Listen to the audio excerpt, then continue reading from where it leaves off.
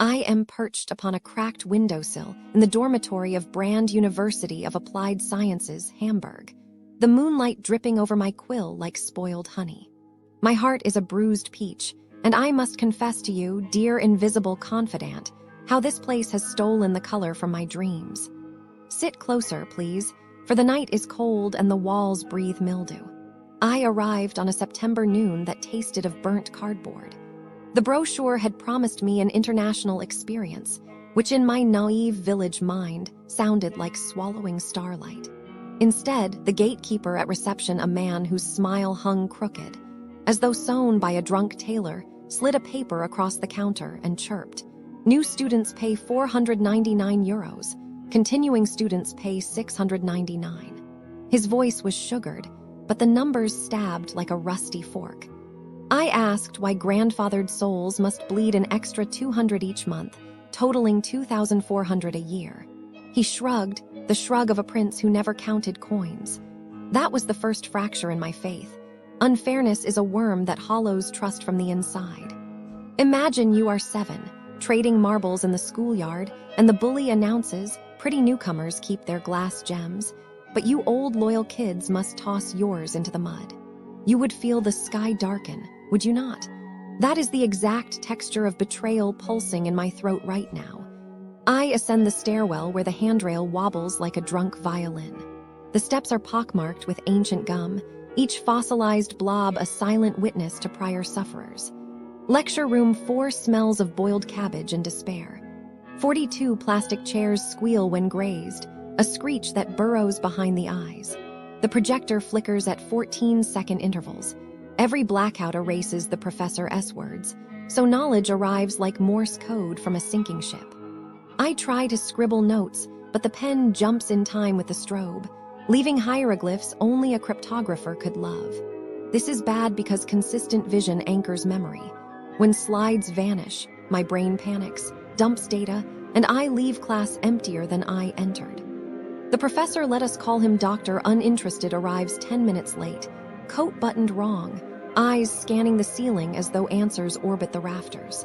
He recites theory about supply chain algorithms while clearly fantasizing about his laboratory centrifuge. I raise my hand, polite as a porcelain doll, to ask how the model applies to real warehouses. He mutters, that is outside today's scope, and flips to the next slide. Here is the analytical bit. When educators dodge application, knowledge stays abstract, useless, like learning to swim by reading about water. My future employers will expect competence, not footnotes. The cascading dread is that I will graduate ornamental, unemployable, a glittering 0. During group work, we are handed a practical project. Design an entire distribution network in 5 days, solo, because teammates evaporate after day 1. The brief is a haiku of vagueness. I spend 31 hours drawing routes on a free trial software that crashes every 7th click. Midnight finds me slumped over the keyboard, my reflection in the black screen resembling a ghost who owes rent.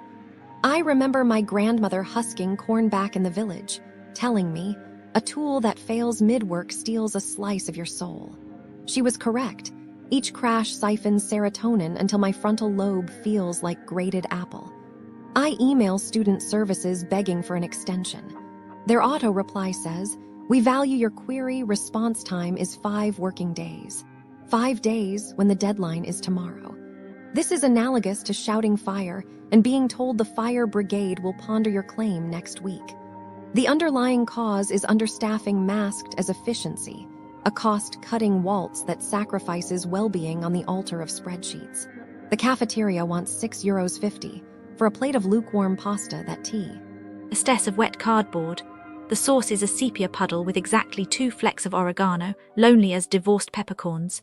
The noodles cling together like scared orphans, and when I chew, the texture is both rubbery and gritty, suggesting they were boiled in beach sand. Bad food is not merely unpleasant, it signals contempt. Nutrition governs mood. When my blood sugar dips, anxiety spikes, and lectures become torture chambers, I attempt to seek solace in the so-called career center. The advisor, Miss Checklist, prints a generic CV template from 2008, stains it with coffee ring, and declares customize this and you will be fine. I ask about internship partnerships. She. Businesses near Brand University of Applied Sciences, Hamburg, are, unfortunately, a cautionary tale. If you expect convenience, comfort, or even basic hospitality, prepare for disappointment. This is not an exaggeration, it is a pattern. Let us begin with shopping centers. The Europa Passage is a nightmare dressed as a mall. Crowds suffocate every inch of space. The parking, a trap. Visitors describe waiting over an hour just to exit the lot, trapped like rats in a maze. But the true horror, the toilets. One single bathroom for the entire complex, hidden like a secret treasure, costs money to use, and the line stretches into eternity. Imagine paying to relieve yourself, only to stand in a queue longer than a lecture hall. And if you are disabled, forget it. The only accessible toilet is locked. The nearest alternative is a marathon sprint away. This is not just poor planning, it is cruelty disguised as commerce. Now, wellness centers. The David Lloyd Meridian Spa in Wandsbek is less a sanctuary, more a test of patience. Saunas are perpetually under repair, like a permanent construction site. The staff, indifferent at best. Guests report chaotic service, malfunctioning payment systems, and a general air of neglect. The facilities show their age, peeling paint, broken showers, and a hygiene standard that makes a gas station bathrooms seem pristine. One reviewer found a discarded tampon in the shower. Another was harassed over parking, their car towed and held for ransom. This is not relaxation, it is extortion with a side of mildew. Restaurants here do not feed you, they punish you. Kabul restaurant serves Afghan cuisine in name only. The food is dry, overcooked, and delivered with a side of hostility. Buffet items taste like yesterday's leftovers, meat arrives undercooked, and the owner treats customers like intruders. One guest described the experience as regret for a lifetime. Another left with food poisoning. This is not dining, it is a culinary crime scene. Bars. The Pony Bar is where good moods go to die. Bartenders move at the pace of a sloth on sedatives, drinks are overpriced, and the staff's attitude is colder than a Hamburg winter. Racial insensitivity, slow service, and a general air of disdain make it clear you are not a guest here. You are a nuisance. The Rabbit Hole, once a hidden gem, now serves watered-down cocktails at luxury prices. The Popcorn, once free, is now rationed like wartime supplies. Even the smoke-free policy feels less about health and more about cutting corners. As for mini markets, they are overpriced and underwhelming. You will pay more for less, and the only thing abundant is regret. What does this mean for travelers? Simple.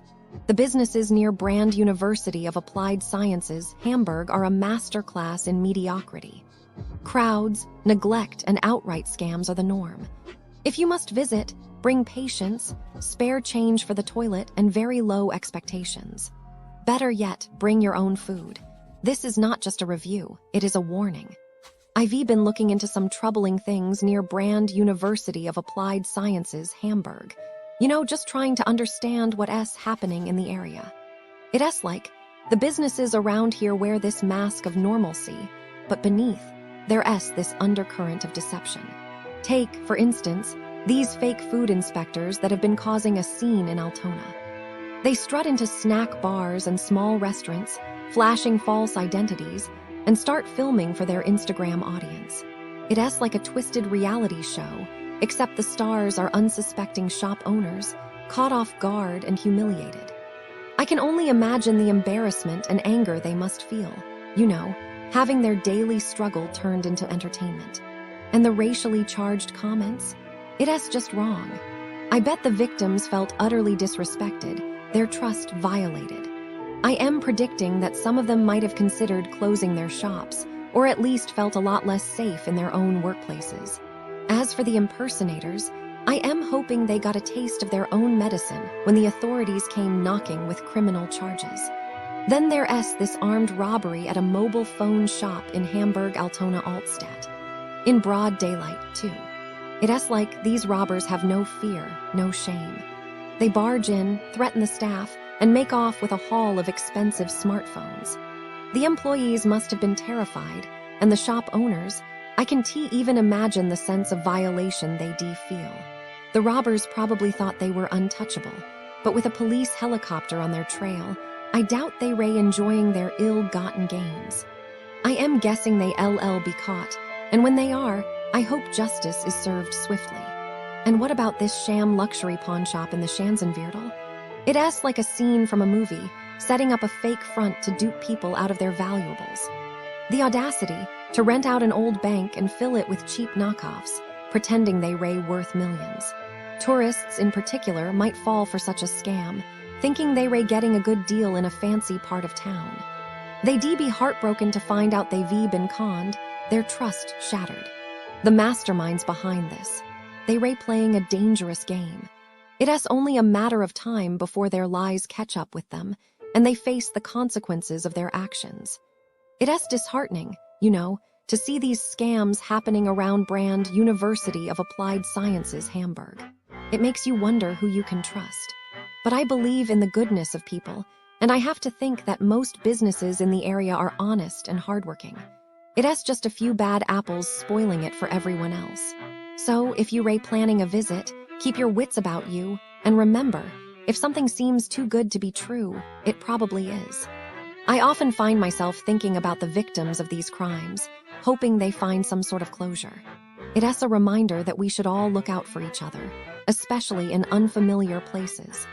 Because at the end of the day, it's our shared humanity that truly matters, not the deceitful acts of a few.